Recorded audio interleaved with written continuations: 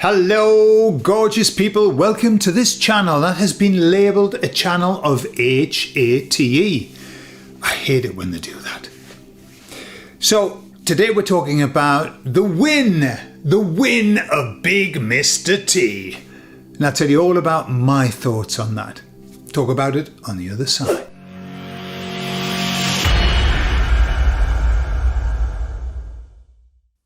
So I think there are various camps within our kind of team that we've got now. I like to call it a team, the truth seeker team.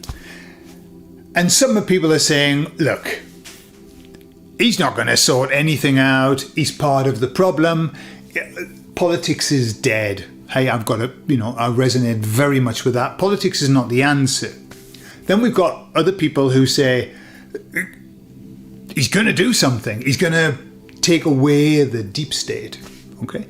And then we've got other people who are kind of going, well, I don't know what's going to happen. I'm very much in that camp of, I don't know what's going to happen.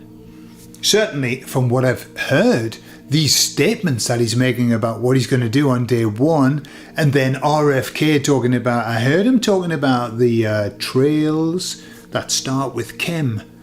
He was just outright talking about it, saying they're going to sort it out. So, let's see what happens. Goodness knows. Anything could happen. In this world at the moment, anything could happen. And I'm sure you would agree with me on that. But what I want to talk about is the win.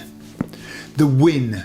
When I, and my wife as well, she was very, very, very jubilant when we found out on the morning that he had actually won.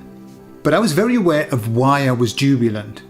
Was it because I thought, that's it, all of our problems have been resolved and he's going to fix it all, Mr. Fix It, like not Jim will fix it, because that's something else. We don't really want one of them in our group, do we? But that wasn't why. And I think it's absolutely the biggest thing that's happened to our group in a long while. And the reason I say that is because we needed a win. Boy, did we need a win. We needed to know that we weren't alone. We needed to know that, hey, there's got to be more of us now, hasn't there? I've been saying this for yonks. People waking up all over, but, still the same shit was happening. Well, now we see that a very, very large proportion of American people have said, enough of this shit. Okay, now I don't know what state of awakening they're in, but I know a lot of them are like fully blown awakened. But the majority, and this is the important thing, the majority have said enough of this shit. Right? And that's a lot of people. I think 320 million people. So those who vote, a vast majority of them have said, no, not anymore. And I think that's what that did for me. Was it gave me a reassurance that we're on the right track, that enough people are waking up to what's going on. And I know, the evidence have been telling me since the beginning, we're in the Great Awakening. We haven't even seen, the big wave happening. But I think the big wave is starting to lift. It hasn't broken yet, but it's lifting. And that's why I think the win was so great.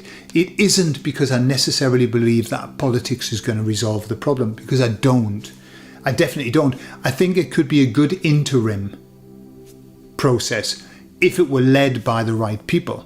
A good interim process. But in the long term, no, that's not what we want. We're going to self-govern and we're going to sort our own shit out. And they're going to deal with very small things. The things that we don't want to deal with, can't deal with, they're going to deal with. But living our lives and making our own rules, we are going to do that. That's how I see it going forward. So in the lead up to the elections, I've noticed that I was spending a lot of time watching stuff like you do, like just looking and seeing what the dickens was going on. And I saw Joe Rogan interview Donald Trump, and I saw Joe Rogan interview JD Vance. And I listened to both of them in their entirety whilst I was doing stuff, like 3 hours these interviews were. And what I noticed was this. When Joe Rogan was talking to Donald Trump, he couldn't pin him down at all. He was slithery. That's the word I would use. And he talked about weaving, all right? But there's weaving and the slithery. And so what I was aware of is that I didn't feel that we got to know who the real Donald Trump is, all right? That's just a sense. I didn't feel that closeness. I didn't feel that he was giving of himself completely. And I'll explain why I think that. Then I watched the JD Vance thing and I listened to him and I thought, wow, I am hearing the person. That's the person speaking. I've spent a lot of time, listening to people in therapy. I know when people are bullshitting me. I know because I know when they're not telling me who they really are and what's really going on, and I have to dig in. But I didn't get that with JD Vance. I just felt he was very in flow, very human. That was the word I would use. So getting back to why I believe that Joe Rogan couldn't pin Trump down, is because that man has spent how many years since he started running for president? He has spent God knows how many years being persecuted, being caught on every sound bite that he says, everything he says. He's had, in my opinion, an experience that would floor the majority of us. I don't think that I would have the strength to be able to put up with what he's put up with. I don't think I could do that. And I think the vast majority of us couldn't.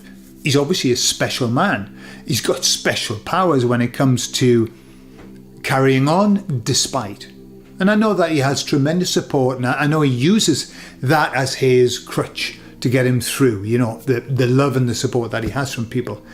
But I think it's no wonder that you can't pin him down. It's no wonder that you can't find who he really is, because he's got this biggest wall of protection around him. JD Vance hasn't been in the spotlight in that way. And so he's, perhaps one might say, in that political world, he's more naive. And so he's willing to hand himself over, whereas Trump isn't. What kind of person is the real Donald Trump? I have no friggin' idea. But I think generally the sense I get is that it's a good person, despite what many people think, despite what my parents-in-law think, because they only watch the TV. If people only watch the TV, they think he is the devil. Truly. I mean, they've done such a hatchet job on him. There's nothing that he has done that could be acclaimed as good, according to them. He is evil. Him and Putin, both the same. Well, they're both the same. They're both friends. They sleep in the same bed, according to them. Anyhow, so I asked the emissaries about that, and I said, "Hey, what do you think?" I said, "I'm aware that I'm getting myself involved. I've never voted in my life, and I've never been interested. It wasn't that I disliked politics. I had zero interest in politics. However, given everything that's happened, it's put my attention on what is happening in the world, because the reason it's easy, as I was saying to my wife, it's easy not to be interested in politics when they don't affect you. When they get about doing their dirty deeds as they've always done and it's not affecting you. But when their behaviour starts affecting your freedoms, then you've got to pay attention. You've got to. Otherwise what's going to happen? They're going to do stuff and you're going to find out secondhand, and it's going to come as an awful surprise. So I said to the emissaries, "Hey, I've been watching more stuff." And they said, "Well, it's understandable, you're in 3D, it affects you."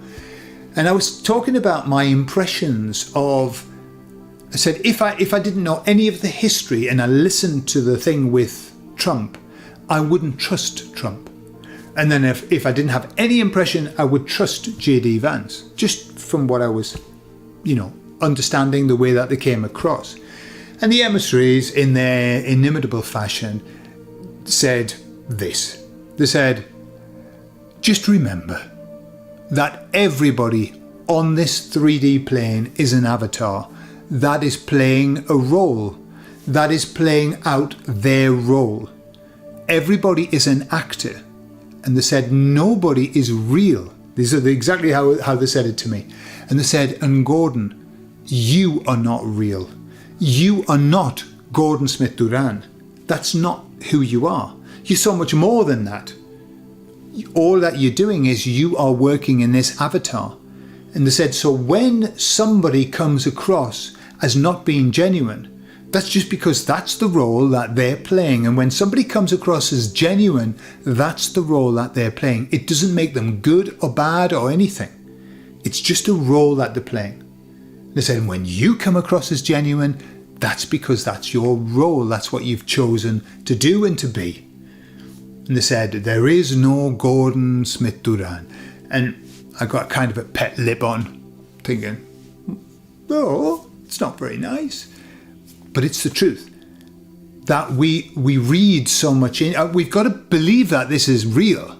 We've got to. Otherwise, it's no fun. It doesn't make any sense. But at the same time, we've got to remember that all of this is just a facade. It's the Matrix.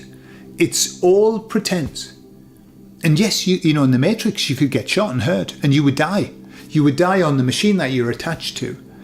Well, the same applies here. Even though it's not real, even though this is just an avatar, you can still really get hurt. Physically, emotionally, spiritually, everything. But we must remember at all times that there is no you on this earth. There's only a you, whatever that is, beyond this. And all this is just a little role that you've written and been written into as well. I think that happens, you know, we get written into other people's shit. I've been written into some people, so much shit in other people's lives, and I think I've written other people into my shit as well. But that's all. So we mustn't take ourselves too seriously. We mustn't take the political world too seriously, and we mustn't take life too seriously. But yes, we needed a win, and it's great to know that we are many, and we are becoming many and many more by the moment, by the second, by the breath. I love you all, and I'll speak to you all later. Bye-bye.